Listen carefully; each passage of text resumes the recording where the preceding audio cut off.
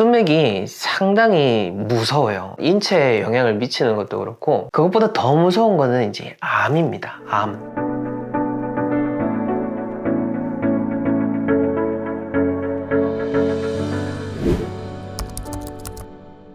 네, 안녕하세요. 천동입니다.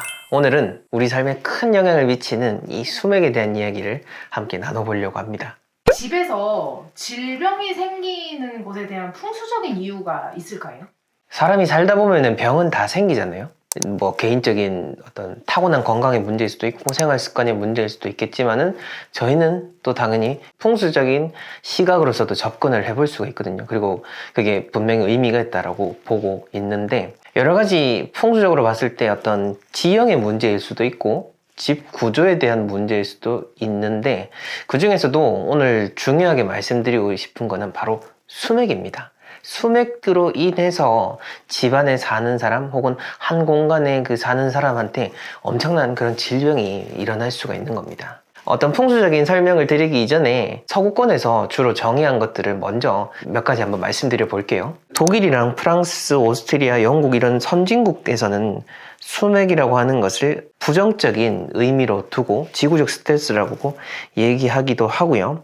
이 수맥파라고 하는 것이 파장의 일종으로서 감마파로 또 분류하기도 하고요. 그 다음에 또 다른 연구에서는 이 수맥파장이라고 하는 게 공명 검사 결과로 봤을 때 폴로늄, 우라늄, 페르뮴, 프란슘, 이리듐 이렇게 5가지의 우리 몸에 인체에 유해한 독성으로서 이루어져 가지고 우리 몸에 영향을 미친다 라고 이렇게 설명이 되기도 합니다. 그러니까 과학적인 접근으로 보자면은 이런 식으로도 설명이 되고요. 저 같은 경우에는 어떻게 말씀을 드리냐면은 우리가 수맥이랑 수맥파라고 하는 것을 우선 구분하는 게 중요하다라는 거죠.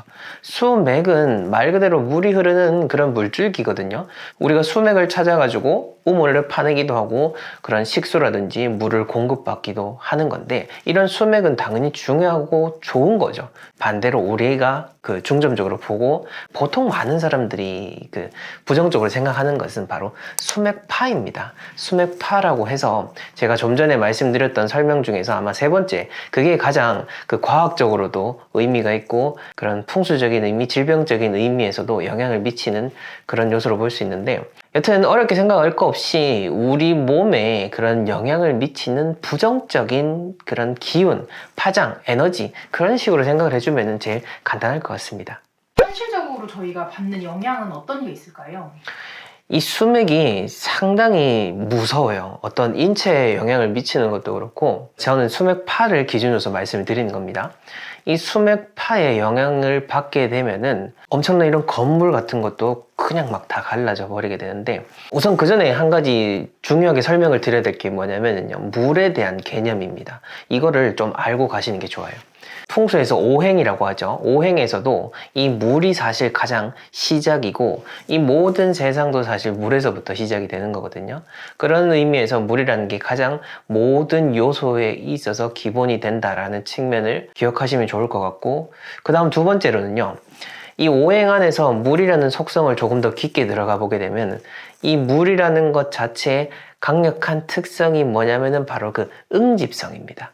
서로 끈끈하게 이어붙이는 것도 있는 거고, 외부에 있는 것들도 막 강하게 끌어들이는 그런 측면이 있는 겁니다. 이런 물에 대한 특성을 가지고 수맥파라고 하는 것을 바라보게 되면은 이 수맥파가 땅이라든지 우리 몸에 미치는 영향에 대한 것을 조금은 더 잘 이해하실 수가 있게 되는데, 자, 한번 세부적으로 한번 들어가 보죠. 어떤 건물적인 측면으로 먼저 접근해 보자면은, 주거지든 사무실이든 뭐 공장이든 간에 수맥파 위에 지어져 있는 그런 건물들은 기본적으로 금이 가게 되어 있습니다. 쫙쫙쫙쫙 갈라지게 되는 거죠. 왜 우리가 얼마 전에 배 대표님 새로운 사무실 정해드리러 갔을 때도 여러 후보지들을 돌아봤었고, 제가 한 후보지 같은 경우에는 바닥에 이제 금이 간 것을 보고 제가 수맥파가 있는 것이라고 말씀을 드렸잖아요. 뭐 물론 이제 저는 그걸 안 보고 그냥 수맥파가 있다라고 말씀을 드렸고, 마침 또 그에 대한 증거로서 거기 콘크리트 바닥이 쫙쫙쫙쫙 갈라진 것을 볼 수가 있었는데, 배 대표님 같은 경우에도 지금까지 109건의 건축을 진행하셨고 열심히 연구를 하고 계시는데, 대표님 말씀하신 게 건축 쪽에서도 가장 미스테리로 남는 것 중에 하나가 바로 콘크리트를 이렇게 쫙 쳤는데도 금이 가는 현상, 그게 증명이 안 되었다라고 합니다. 뭐 물론 이제 저희가 봤을 때는 수맥이다라고 강력하게 말씀을 드릴 수 있겠지만은 어찌됐건 그런 수맥이라는 요소를 배제하고 보면은 그런 건축적인 부분에서도 풀리지 않은 숙제로서 바라보고 있다라는 거죠. 여튼 제가 말씀드리고 싶은 거는 우리 눈에 보이는 콘크리트 건물까지도 쫙 금이 가도록 갈라버리는 그런 특성이 있다라고 볼 수 있고, 공장 같은 경우에는 진짜 큰 영향을 받아요. 수맥 파장이 강한 쪽에 그 위에 중요한 설비 시설이 있으면요, 그 수맥 파장이 계속 영향을 미치잖아요. 아니 이런 잘 지어진 건물도 금이 쫙쫙쫙 가는데 당연히 기계도 영향을 받겠죠. 그러면은 그 기계 자체의 어떤 금속이 내부적으로 틀려버리게 되죠. 우리 눈에 보이진 않지만 아주 미세한 틀림으로 인해서 불량률이 올라가 버리게 되는 거죠. 그냥 우리가 무심코 생각할 수 있는 거고, 뭐 그냥 의뢰 기계가 잘못돼서 불량이겠지 하지만은 사실은 이렇게 땅에서부터 영향을 받는 측면도 있다라는 것을 볼 수가 있는 겁니다. 어찌됐건 간에 수맥파라는 것은 분명히 존재한다라는 사실, 그걸 통해서 영향을 받는다라는 것은 우리가 부정할 수가 없는 거죠. 그리고 묘에서도 수맥의 영향 정말로 많이 받거든요. 간혹 이렇게 말씀해 주신 분들이 계세요. 이번에 성묘를 갔더니 묘가 이렇게 함몰이 되는 거, 그러니까 봉분을 지어놨는데 땅이 쑥 꺼진다라든지 이렇게 봉분이 싹 갈라진다라든지 하는 측면이 있는데, 이게 아마 수맥으로 인한 영향이 확률이 클 겁니다. 제가 앞에서 물이라는 특성이 응집성, 빨아당긴다라고 했죠. 그러니까 수맥 파장 자체가 지표면에 있는 그런 에너지를 강하게 확 끌어당기기 때문에 그런 금이 가는 특성, 그 봉분이 무너지는 특성으로 쉽게 머릿속에서 아마 그려질 수 있을 것 같습니다.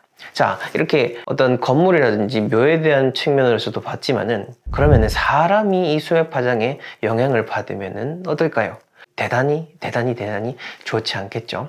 구체적으로는 수맥에 계속해서 우리가 영향을 받게 되면은 제일 먼저 그 관절에 파장이 묻어나게 됩니다. 하루 정도는 이렇게 묻어놔도 다시 좋은 곳으로 가면은 정화가 될 수는 있어요. 근데 이거를 계속해서 우리가 노출을 하게 되면은 이 유해한 수맥 파장이 우리 몸속에 아예 축적이 돼버리게 되고 그냥 박혀버리게 되는 걸로 생각하시면 되는데, 저는 보통 이제 강의 나가면은 이거를 욕실에 줄눈에 곰팡이 핀 거 있죠. 그거에 잘 비유를 들거든요.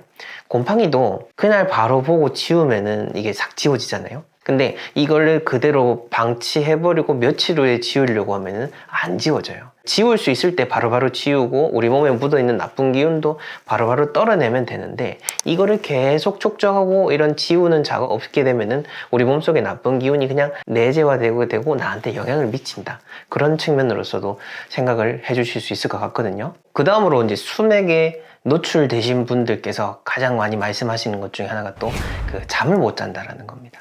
이게 파장이 계속해서 올라오고 하고 나니까 잠을 자고 나도 찌뿌둥하고 이제 깊게 잠을 못 자게 되는 거죠. 잠을 계속 깨게 되고, 그러다 보면은 이제 혈압에 대한 측면으로 영향을 미치게 되고 이게 당뇨로 넘어가게 되는 거죠. 이와 관련돼서는 저희가 몇 년 전에 그 세종시에 있는 그 아파트에 갔을 때, 그 당시에 30대 후반의 대표님이셨고 한참 이제 그 아파트 들어가서 돈을 너무너무 잘 버는데, 문제는 그 집에 들어가서 1년인가 2년 계셨는데 그 시간 동안 잠을 제대로 잔 적이 단 하루도 없었다라고 말씀하셨어요. 그리고 그 잠 얘기하기 이전에 저희가 거기 가서 여긴 수맥이 그래가지고 아마 당뇨도 있을 수 있으실 것 같다 라고 얘기를 드리니까, 안 그래도 마침 컨설팅을 받기 직전에 건강검진을 받아가지고 당뇨 초기 증세가 나오게 됐다라고 얘기를 하셔가지고 이렇게 놀라셨던 그게 생각이 나고, 그리고 얼마 전에 저희 거기 부산에도 갔다 왔잖아요. 거기 의뢰인분께서도 잠을 제대로 못 자고 있다 하고, 어린 딸도 잠을 계속해서 설치고 뭐 어딜 가든지 잠을 잘 못 자고 있다라고 그렇게 얘기를 해주셨습니다. 여튼 이 잠에 대한 측면으로 이렇게 괴롭히니까 많은 분들이 더 수맥에 대한 부분을 민감하게 생각하는 것 같아요. 이 병에 대한 부분은 참 말씀드릴 게 많은데, 그것보다 더 무서운 거는 이제 암입니다. 암. 이 암과 수맥에 대한 연구는 우리나라 이전에 서양에서부터 먼저 시작이 됐어요. 이 암에 대한 연구에 대한 거를 제가 간단히 좀 말씀을 드리자면은, 우선 독일 같은 경우에 그 생물리학자인 하거 박사가 1910년에서 1932년 사이에 암으로 사망하신 약 5,000명의 그분들의 잠자리를 조사를 했는데, 그분들의 잠자리 침대 밑에 약 98%가 수맥파가 흘렀다라고 이야기를 했고요. 또 다른 이제 독일 의사 그 하트만 박사도 30년간 수천 명의 암 환자를 치료하면서 암은 장소의 병이다라고 딱 명확하게 명명을 했고요. 그리고 아놀드 맨니커라는 의학 박사는 30년간 외과 의사로서 암을 치료를 했는데 이 환자들 중에서 땅의 영향, 그러니까 이런 수맥이라든지 지작이라든지 그런 기운에 대한 것을 이런 영향을 받지 않는 환자는 거의 없었다라고 그런 스위스 저널에 기고를 했었습니다.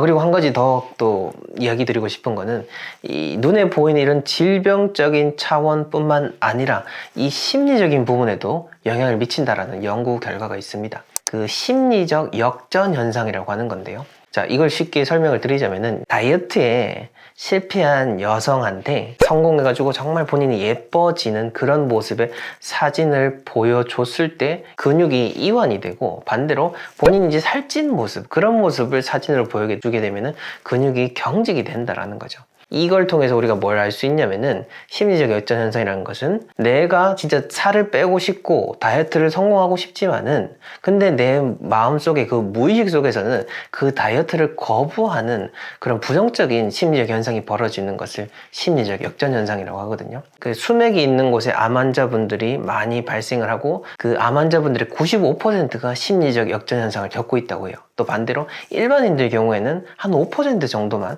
이런 심리적 역전 현상을 갖는다라고 하거든요.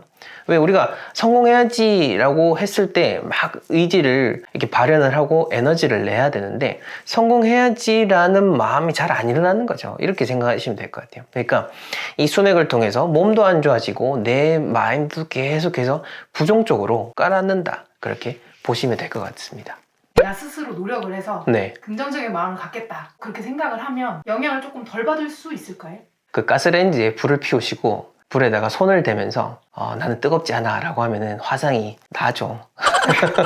그거랑 같다고 보시면 될 것 같아요. 그러니까 이게 보이지 않는 파장이다 보니까 우리가 뭔가 마인드를 극복할 수 있겠지 라고 하겠지만은 어쨌든 저는 이건 자연적인 현상 중에 하나라고 보거든요. 그래서 부정적인 기운이 올라오기 때문에 그거는 우리가 원천적으로 차단을 하고 해야 되는 거지, 내가 마인드로서 극복하는 그런 측면으로는 보기 어렵다라고 생각이 듭니다. 수맥을 저희가 피할 수 있는 현실적인 방법이 있을까요?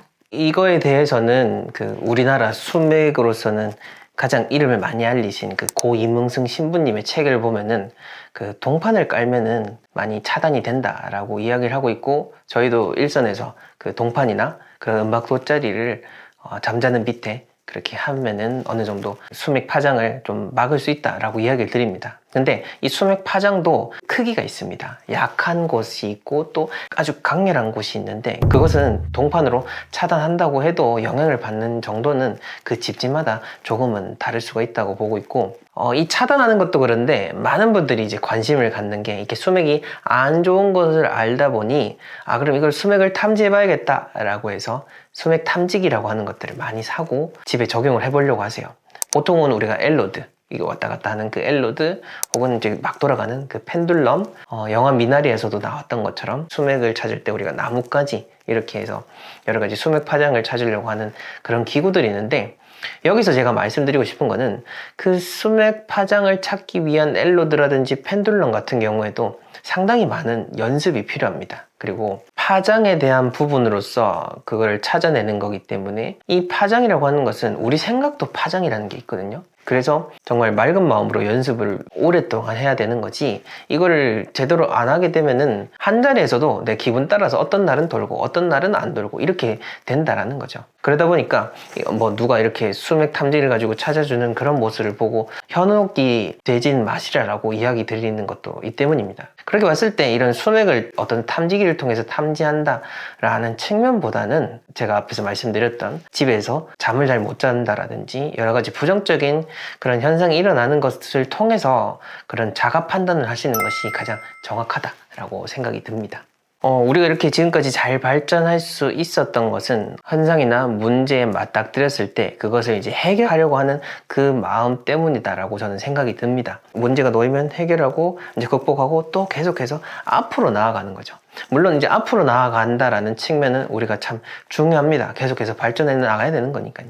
그런데 동양적인 사고관에서는 이런 직선적인 사고가 아니라 순환하는 원리거든요. 그래서 뭔가 문제가 있을 때 이거를 딱 깨고 맞닥뜨리는 것도 있겠지만은 우리가 삶을 해결하는 방법에 있어서는 피해서 돌아가는 방법도 있다라는 거죠. 저는 그 점을 말씀드리고 싶어요. 무조건 뭐 수맥이 있다 그러면은 동판 깔고 뭐 내가 마음으로 딱 강하게 먹고 이것도 중요하긴 합니다. 근데 궁극적으로는 이 자체를 피해서 돌아갈 줄 아는 그런 마음, 그런 방법도 우리가 함께 생각을 해보면 좋겠다라는 생각이 듭니다. 그래서 여기까지 보신 분들은 내가 머무는 공간, 뭐 일하시는 공간, 그 모든 공간들에 대해서 조금은 더 평소와는 다른 마음으로 한번 돌아보시고 문제를 직접 해결하기도 하시고 어떤 문제를 돌아서 부드럽게 해결할 수 있는 그런 지혜를 잘 갖춰 나가셨으면 합니다.